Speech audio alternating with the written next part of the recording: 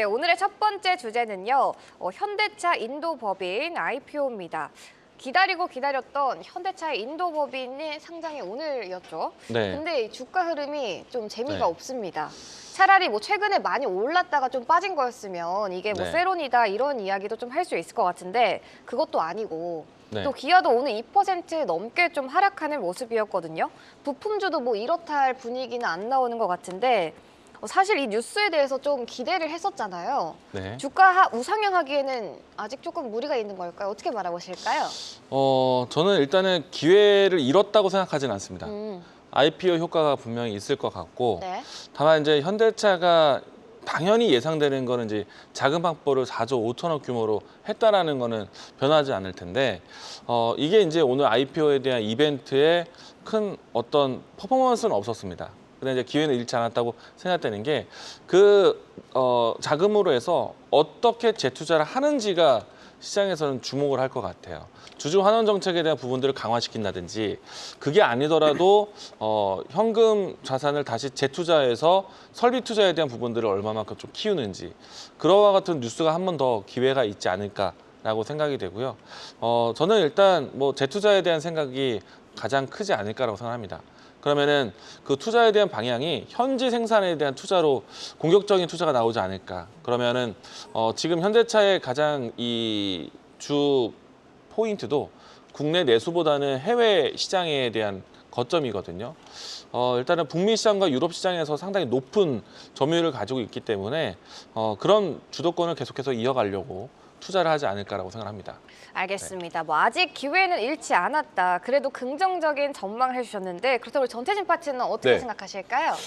저 역시 그 IPO 관련된 인도 상장에 대한 부분들은 네. 솔직히 말씀드리면 이전부터 계속 기대감이 움직였었거든요. 현대차 같은 경우는 밸류업에 대한 부분들도 기대감이 작용됐었고 어떻게 보면 지금 이 인도 상장에 대한 부분들이 어쨌든 모멘텀이 다 일단 재료가 노출됐다라고 보시면 될 것 같아요. 다만 지금 아까 말씀하신 것처럼 그 자금 확보에 대한 부분들 그리고 매각 대금 중에서 뭐 이제 관련 비용이라든지 재세금을 빼고 약 3조 원 정도 현금이 들어오게 되는데 여기서 일부 정도는 자사주 매입이라든지 소각이라든지 이런 주주 환원 정책에 대한 부분들이 아직 남아 있다 보니까 중장기적으로 본다라고 한다면 저는 충분히 우상향해줄 수 있는 그림이 나와줄 수 있다라고 보여지고 있고요.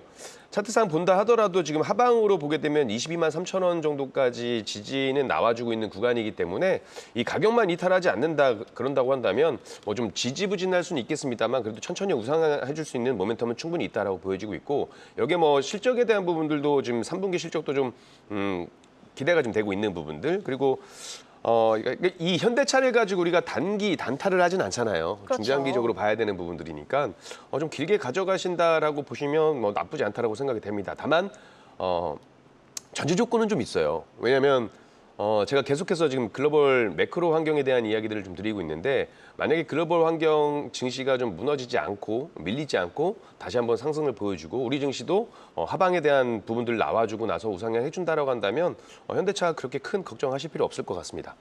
알겠습니다. 중장기적으로 바라본다면 괜찮다라는 의견이신데 그렇다면 투자를 한다는 관점에서 봤을 때 이 자동차 섹터 지금 진입을 해도 괜찮은지 만약에 진입을 한다면 이 완성차 두 종목 중에 봐야 될지 아니면 부품주 중에서 골라봐야 될지도 궁금하거든요. 저는 절대적으로 부품주를 먼저 볼 것 같아요.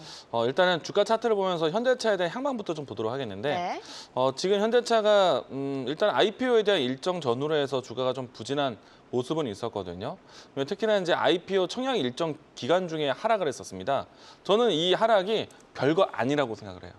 왜냐하면은 일반 청약에 대한 이 청약률이 좀 낮아졌다라는 이야기를 해서 하락했었는데 사실 결과는 흥행 성공으로 기관 투자자가 적극적으로 왔거든요. 그러면은 이 문제는 시장에서 나왔던 그 리스크가 분명히 해소된 거예요. 그럼 이 회복은 어렵지 않을 것 같다고 생각합니다.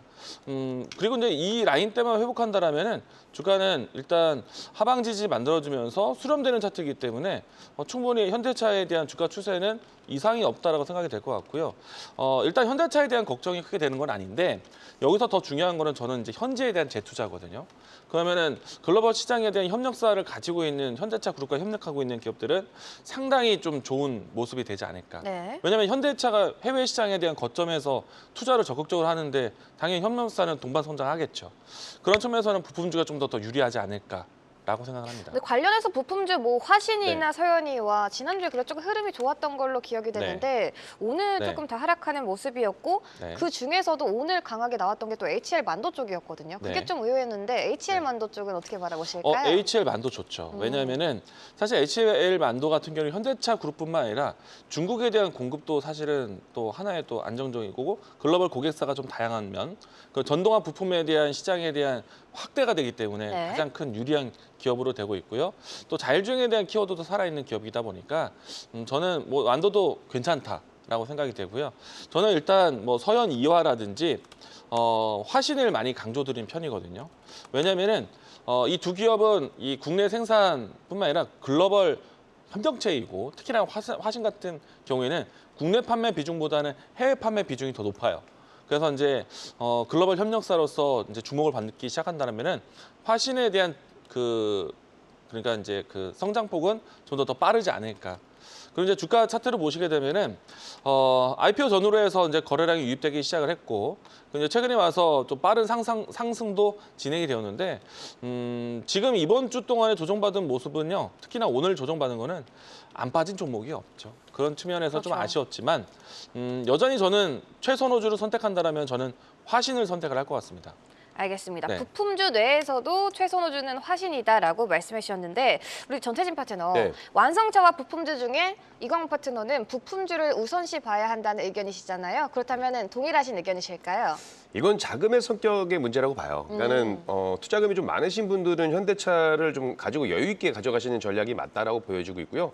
투자금이 크지 않으신 분들은 탄력적인 부분이라면 부품주를 볼 것 같고, 근데 저 같은 경우는 좀 안전하게 지금 시장에 대한 흐름을 좀 지금 시장의 포지션을 같이 좀 감안한다라고 한다면 저는 대장주를 보는 게 맞다라고 보고 있습니다. 오. 왜냐하면 기본적으로 이제 부품주라든지 이제 시총이 좀 작은 종목들은 급등락이 좀 크게 나올 수가 있거든요. 그렇다고 한다면 상승폭이 좀 적긴 하더라도 안전한 그 캐시카우라든지 모멘텀이 남아있는 대장주 위주로 좀 안전하게 가져가는 전략 나쁘지 않다라고 저는 보고 있어서 이광호 대표님 의견에 반대하는 건 아니지만 네. 현대차를 보는 것도 나쁘지 않다 이렇게 말씀드리고 싶습니다. 알겠습니다. 안전한 대장주 위주로 보는 게 현재로서는 좋을 것 같다라고 말씀해 주셨습니다. 저희도 실적 시즌이니까 실적 이야기를 안 해볼 수 없을 것 같은데 네. 3분기 실적에 또 주목을 해봐야 될 것 같아요. 네. 현기차 네. 3분기 실적 전망은 어떻게 조금 바라보고 계실까요? 저는 다시 또 잘 나올 텐데 보통 실적 시즌 되면은 두 가지가 중요한 것 같아요. 네.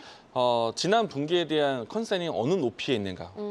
사실 삼성전자 지나간 일이지만 괜찮은데 눈높이가 너무 높았다라는 생각이 들고 현대차도 이제 그런 측면이고 근데 이제 4분기를 전망해 보면은 이제 컨센에서는 그런 겁니다. 뭐 지난 실적에 대한 컨센에 대한 눈높이 그리고 다음 예상치가 어떻게 되는가에 대한 기대감.